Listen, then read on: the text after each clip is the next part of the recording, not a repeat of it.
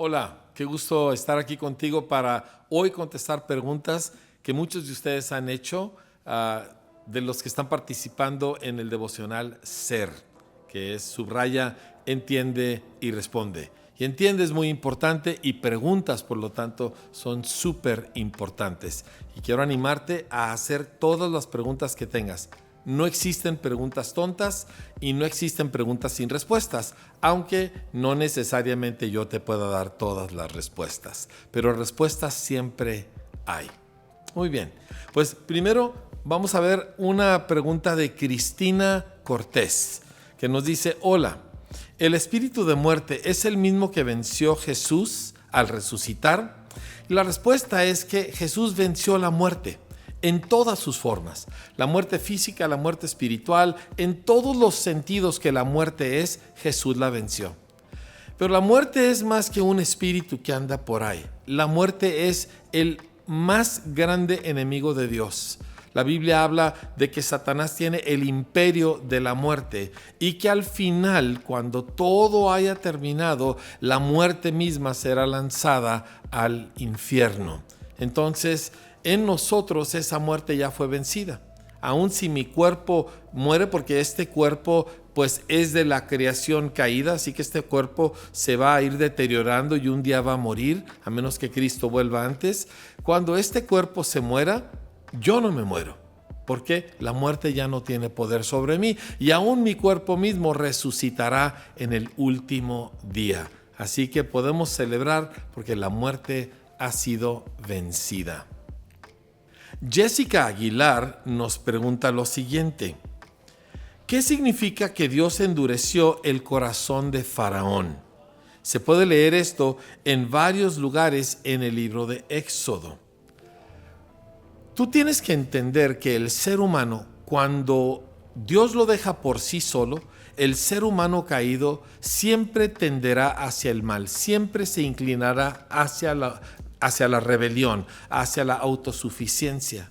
Y cuando Dios habla de endurecer el corazón de alguien, a lo que se refiere es que Él simplemente retira su influencia de esa persona, lo deja por sí solo, lo deja hacer lo que Él quiera. Y lo que el hombre quiere, cuando Dios no esté influyendo en él, siempre va a ser malo, siempre va a ser rebelde. Entonces no es como que Dios le hace malo el corazón, simplemente Dios deja que se manifieste la maldad que está en el corazón humano. Recuerda las palabras de Jeremías 17: engañoso es el corazón más que todas las cosas y perverso, ¿quién lo conocerá? Tú y yo no podemos confiar en nuestro propio corazón. La razón que deseamos a Dios y que deseamos las cosas de Dios es porque Dios ya está influyendo en nosotros.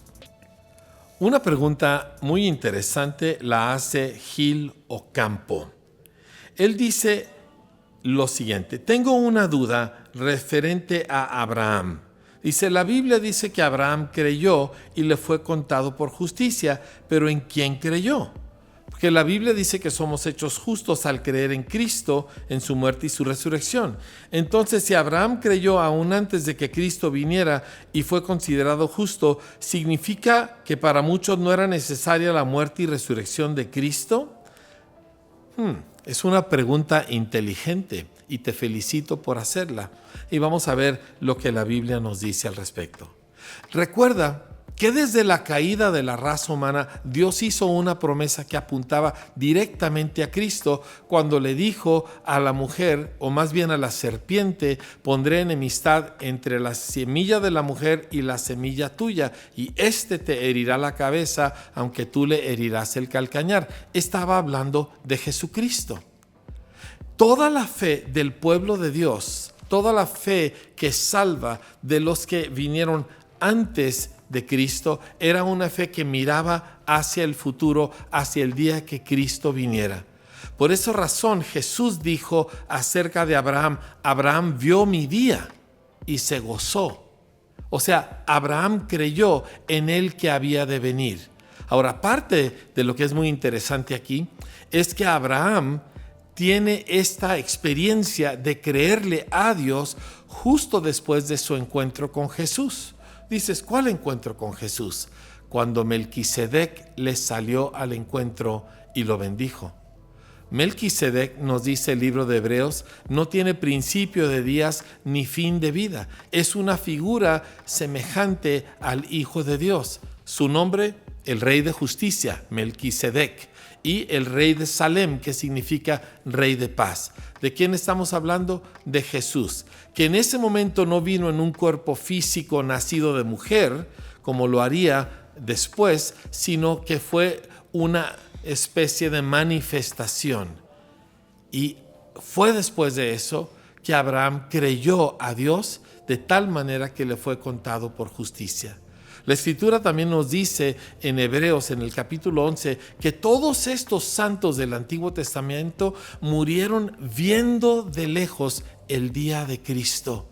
Y también Pedro nos dice que todos ellos, dice, hablaron y creyeron conforme el Espíritu de Cristo que ya estaba operando sobre sus vidas. Nunca ha habido una fe que salve aparte de la fe en Cristo, pero ellos creyeron en el Cristo que había de venir, mientras que nosotros creemos en el Cristo que ya vino. Pero fuera Antiguo Testamento o Nuevo Testamento, la justificación, lo que nos hace aceptables ante Dios, es el creer en Jesús. Finalmente, la Escritura nos dice, a través del apóstol Pedro, que Jesús, cuando murió, descendió a los lugares bajos de la tierra y le predica el mensaje de Cristo a los que estaban encarcelados, y entonces llevó cautiva la cautividad, los llevó a la gloria. Es decir, se presentó ante todos los que estaban resguardados en el seno de Abraham y les dijo: yo soy el que ustedes esperaban. Creyeron en él y se abrió la cárcel y ellos ascendieron con Jesús a la gloria. Así que ya no hay nadie en el seno de Abraham. Todos aquellos santos del Antiguo Testamento están con Cristo en la gloria, al igual que todos los santos que mueren en Cristo desde que Cristo resucitó. Gloria a Dios.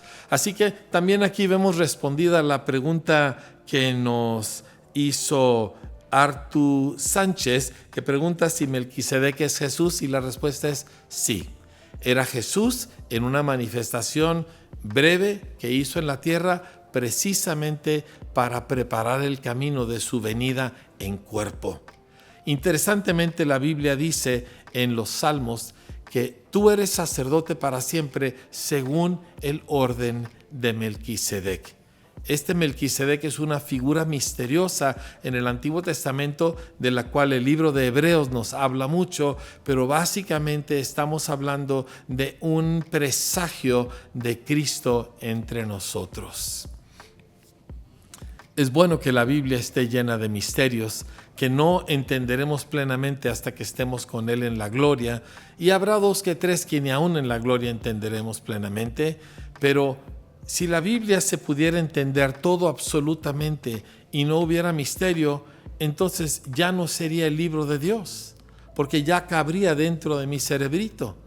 Pero Dios deja algunas cosas con una sensación de misterio porque son más grandes que mi capacidad humana. En esos lugares nosotros confiamos en el Señor, asombrados de quién Él es y de lo que Él hace.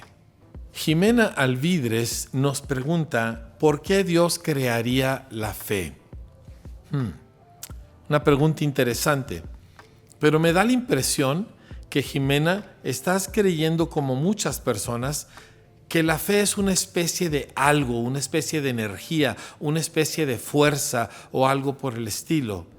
Y realmente fe es la respuesta más obvia y más espontánea de cualquier criatura hacia su creador. De hecho, en la Biblia, fe no es presentada como una especie de fuerza o energía, ni tampoco fe es lo contrario a incredulidad, aunque obviamente sí lo es. En la Biblia, fe es lo contrario a obras. Es decir, cuando la Biblia dice que somos justificados por la fe, es que no somos justificados por las obras. significa que la fe, en cierto sentido, es evidencia de mi fracaso como ser humano de ganarme el favor de Dios. Es decir, no hice lo suficiente, no tengo suficientes méritos para que Dios me acepte, y entonces Dios me ofrece su aceptación por gracia, y yo, desprovisto de cualquier esfuerzo propio o de cualquier mérito propio, simplemente acepto lo que Él gratuitamente ofrece. Fe no es un mérito, fe es nuestra respuesta natural a la gracia que Dios nos da en Cristo. Fe es decir, no tengo méritos, pero tú eres generoso, acepto tu generosidad. Nuevamente felicito a todos y a cada uno por sus preguntas y te recuerdo, las preguntas demuestran que estás entendiendo lo que estás estudiando. Así que sigue haciendo preguntas, todas las preguntas son válidas y todas tendrán respuestas, algunas en este programa y otras cuando Cristo vuelva.